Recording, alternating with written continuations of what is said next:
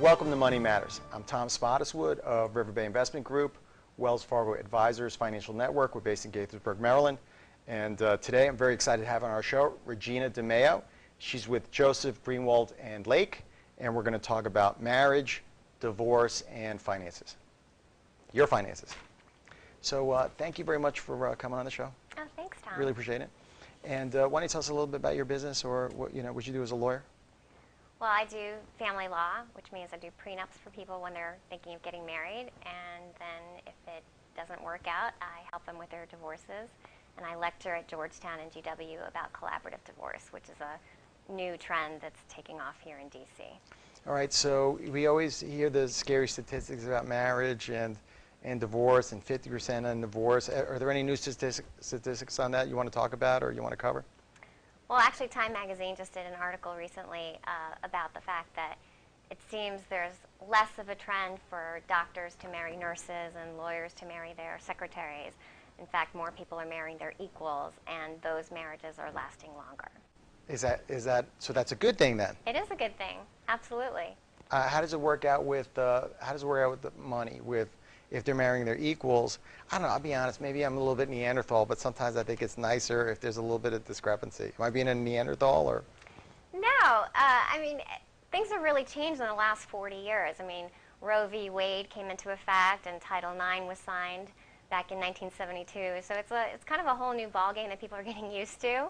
But, you know, women don't have to marry a good provider anymore. They can provide for themselves. And guys aren't just looking for someone to be the stay-at-home wife anymore. They really want someone who's more their intellectual equal. More of a partner. Right. And when it comes to financial matters also. Right.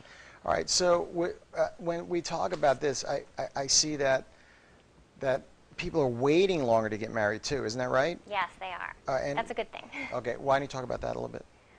Well, I think people are waiting longer because they're more focused on their careers and their education, and I think that they'll probably be better off if they wait longer because they're more mature and hopefully they're marrying somebody that shares the same values that they have in terms of how they want to save their money. I mean, it's funny because people are so caught up in the romance in the beginning and they don't really want to talk about money. But you know, at the end of the day, when you're married, you know what it's like. I mean, you have to sit and actually talk about how are we going to manage our household budget and how are we going to pay the nanny, how are we going to pay for school and trips. And I mean, at the end of the day, money is a big part of what can make or break a marriage. Yeah, and it's something that they should be talking about.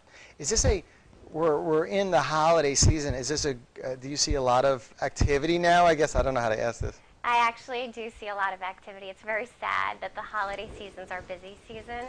Either people really can't. That's really sad. All right, go ahead. I'm sorry. It's very sad. But people either really can't see themselves trying to get through the holidays, or as soon as the holidays are over and they've spent all of this time together in a very concentrated, short period of time, they realize they can't get through any more time together. And so in January, we have a very busy season. Okay, so I just got back from New York and in the blizzard over the holidays. So they were with my family. So there were times I know exactly what you're talking about. There was a lot of stress there. So what are the reasons that people get married? And what do you see as the main reason that people get married? What are the problem reasons that people get married, or where you see problems will result from? There's actually a book called The Good Marriage, which talks about 4 prototypes. So one prototype is the savior marriage, which is the person comes in, it's like, you know, the knight in shining armor, and he's there to rescue the damsel in distress. And I think, but that could be the other way around too, right? Right, it could be the other way around. But at the end of the day, I think it gets really tiring to be the person that keeps rescuing somebody who continues to have ongoing problems in their lives. So I don't think that the savior marriage is a particularly good prototype for a long, stable marriage. Okay, it's really interesting you brought that up because I just ran into somebody from high school, and this is a long time ago. I won't tell you how long, but and that's what she said. She was in a relationship with someone who she found out later on after they got married that he had mental problems, and that she had to carry him for years and years.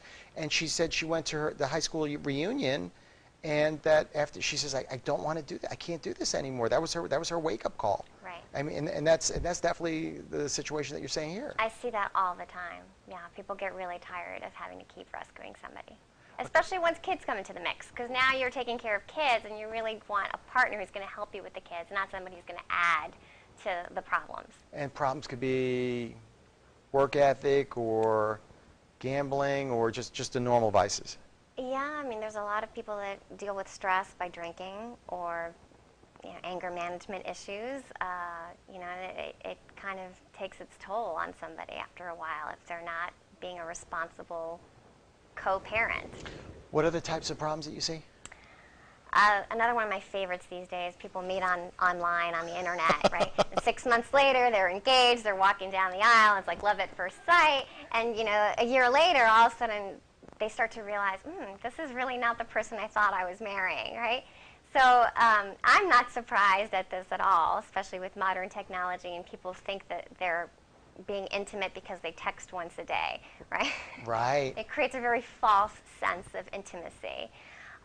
So, I mean, my biggest message to everybody would be, take your time and, wait until the butterflies fade a little bit and wait until that honeymoon period is over before you really walk down that aisle with this person. Any other problems? You said there were 4 types of marriages, or there were... The other one that I see a lot is the traditional marriage, which... That's good, right? Well, it's changing. I mean, I think that the one who stays at home and cares for the kids feels sort of left out of the process in terms of the money decisions, or they're at home taking care of everything in the household, but they're not interacting with others outside the house. And then the person who's the main provider tends to work late, work long hours, misses all the recitals, all the soccer games, and there gets to be this huge disconnect. It's 2 parallel lives, but they're not really working together. Right. So I tend to see a lot of those traditional marriages falling apart. And that's happening. You see that out of those 3, which do you see more, or I don't know if there's a 4th problem marriage, but that. No, the 4th one is the one that I think is the most solid. The 4th prototype is marrying your equal. Okay. And I rarely see those. That doesn't happen. I would imagine. No. I would see in the D.C. area that would happen a lot. No. No, I mean, I think that power couples are pretty well aware of why they're becoming a double-income family, and they respect one another for the weight they can pull. And oh, so you don't see that? They don't come to you that often. No, they're working not together. Really. Yeah. Okay, perfect. Okay. Yeah. What are some financial considerations that people should take into account before they get married? I would prefer if people would discuss a prenup. If they could sit down and actually work out a contract to discuss what they consider as marital assets, what are they going to consider as non-marital assets, and what they want to do about alimony in the event of a divorce. I think those are the 3 best things you can sit down and have a discussion about before you get married, and hopefully put it into a contract. Is that, when we talk about prenups, you hear that with celebrities, or you hear that with very wealthy people? You're reading People magazine. Right. I mean, has this been scaled down to the regular? It really has. In the last 10 years, it used to be that I would only see very wealthy people or people that had been burned once very badly in a prior marriage.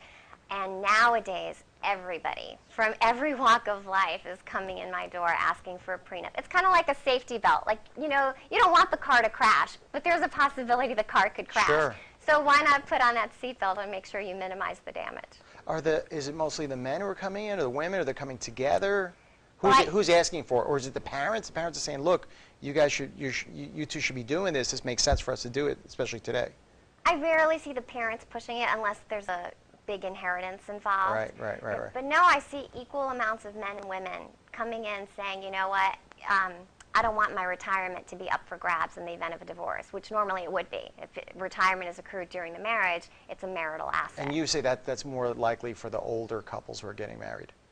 No, even young couples Really? who are just starting out. It's like they know that their 401k is something that they're really going to put a lot of money into, and they want to protect it. That's amazing. Mm-hmm. All right, why don't you hold right there? Yeah. And we will be right back after this break. Please stay tuned.